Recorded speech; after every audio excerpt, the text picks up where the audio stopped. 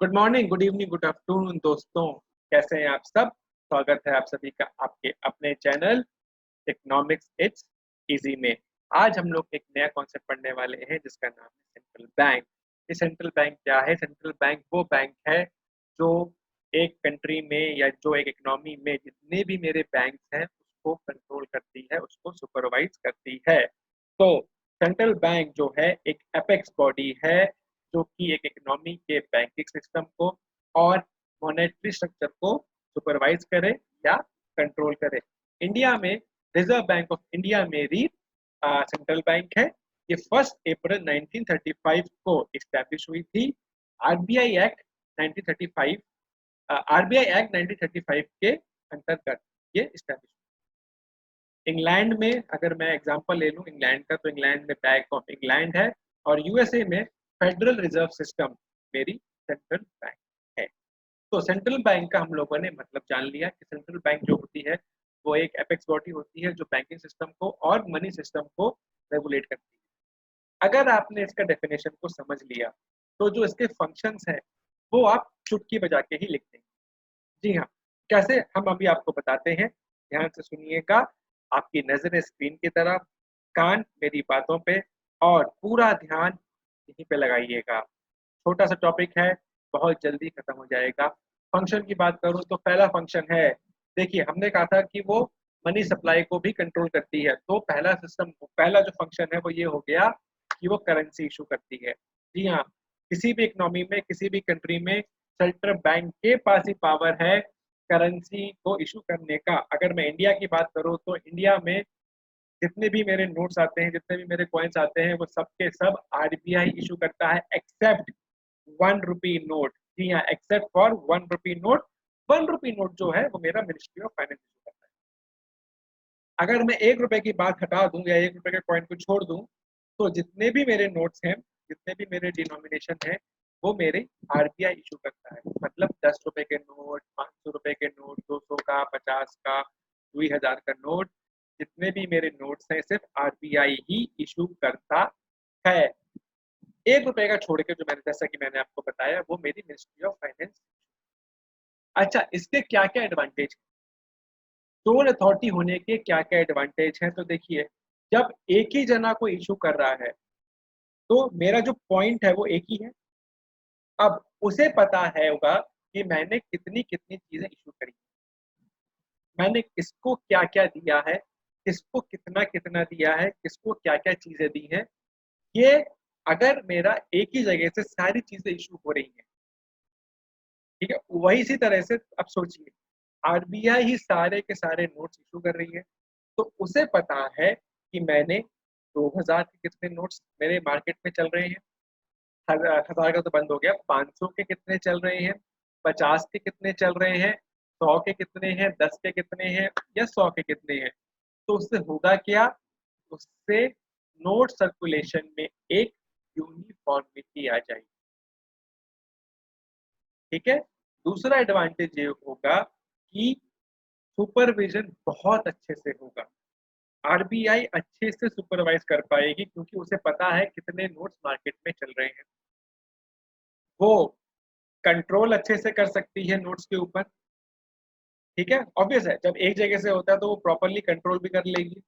तीसरा, जब एक ही अथॉरिटी होती है करने की तो लोगों का विश्वास जो है वो बढ़ जाता है। करेंसी सिस्टम में लोगों का विश्वास जो है वो बढ़ जाएगा क्योंकि उसे भी पता है कि नोट जो है वो सिर्फ एक ही जगह से आ रहे हैं।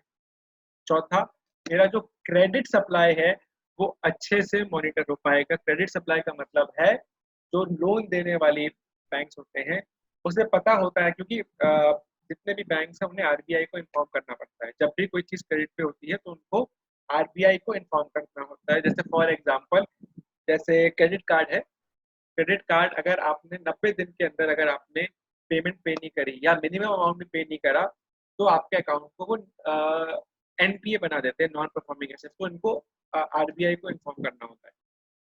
तो देखिए, आरबीआई को पता है क्रेडिट पे वो कंट्रोल कर सकती है। ठीक है, तो मेरा जो क्रेडिट है, जो मेरा मनी क्रेडिट सप्लाई है मार्केट में, वो आरबीआई अच्छे से मॉनिटर कर पाएगी। उसकी तरह और सबसे इम्पोर्टेंट पॉइंट, जो मेरी करेंसी की जो इंटरनल वैल्यू है और जो एक्सटर्नल वैल्यू है वो भी अच्छे से मॉनिटर हो पाएगी अगर सिर्फ एक ही अथॉरिटी है नोट को इशू करने। तो ये हमने 4-5 अभी एडवांटेजेस देखे कि single authority of currency issue के क्या-क्या होते हैं। अब हम आते हैं अगले फंक्शन पे। देखिए आरबीआई जो है वो बैंकिंग सिस्टम को कंट्रोल करती है। तो इसका एक फंक्शन और ये हो गया कि वो जो गवर्नमेंट है उसके भी बैंकर है। जी हाँ, ये गवर्नमेंट की भी बैंकर है। ये गवर्नमेंट के बिहाफ पे पैसे लेती है, उनके बिहाफ पे ये पेमेंट करती है। अगर बैंक गवर्नमेंट को पैसों की ज़रूरत पड़ती है, तो गवर्नमेंट जो है वो आरबीआई के पास जाती है लोन के लिए और आरबीआई उनको लोन दे देती है। अब बात करते हैं उसके थर्ड फंक्शन की। अगर मैं थर्ड फंक्शन में आऊँ, तो ये बैंकर्स की भी बैंक होती है और उनको सुपरवाइज़ करती है। जी हाँ, आपने सही सुना, ये बैंकर्स की भी बैंक होती है। जैसे हम लोग अपना पैसा बैंक में डिपॉजिट करते हैं, उसी तरह से उसी तरह से जो मेरी बैंक है, उनको भी अपने पैसों का कुछ पार्ट आरबीआई के पास जाके जमा करना होता है। ऐसे पैसे को हम कहते हैं कैश रिजर्व रेशियो। ये आपने पिछले चैप्टर में पढ़ा था। इस चैप्टर में हम डिटेल में पढ़ेंगे। आरबीआई सॉरी बैंक को कुछ पैसा आरबीआई के पास रखना पड़ता है। ऐसे पैसे को हम कहते हैं CRR. CRR stands for cash reserve ratio. इसलिए ये कहा जाता है कि जो मेरी आरबीआई है वो बैंक की कस्टोडियन है क्योंकि उनके पैसे को वो मेंटेन करती है। जब भी बैंक को पैसों की जरूरत पड़ती है और कोई उनके पास ऑप्शन नहीं होता पैसे जनरेट करने का, तो आरबीआई क्या करती है, वो बैंक को लोन देती है। जब बैंक के पास कुछ भी ऑप्शन नहीं होता तो वो आरबीआई के पास जाता है और आरबीआई से वो लोन लेता है। कुछ जगह जो बैंक है वो एज अ क्लियरिंग हाउस भी काम करती है। ठीक है, तो सेंट्रल बैंक जो है वो कमर्शियल बैंक के कैश रिजर्व करता है, इसलिए वो उनके clearing house as a clearing house का भी वो फंक्शन करती है। चौथा, अगर मैं फंक्शन की बात करूं तो वो मनी सप्लाई और क्रेडिट को कंट्रोल करती है। आरबीआई के पास पावर है या कितनी पावर है कि वो मनी सप्लाई को और क्रेडिट को कंट्रोल कर सके। ठीक है, क्रेडिट का मतलब वो बता सकती है, वो बैंक को इंस्ट्रक्शन दे सकती है कि आपको लोन देना है, किसको देना है, कितना देना है, क्या क्राइटेरिया होने चाहिए लोन का, एक इकोनॉमी में कितना मनी सप्लाई होना चाहिए, ये पावर भी उसके पास है। ये डिपेंड करता है कि इकोनॉमी में इन्फ्लेशन है या डिफ्लेशन। ठीक है, मार्केट फ्लक्चुएशन के बेसिस पे आरबीआई जो है वो मनी सप्लाई और क्रेडिट दोनों को कंट्रोल कर सकती है।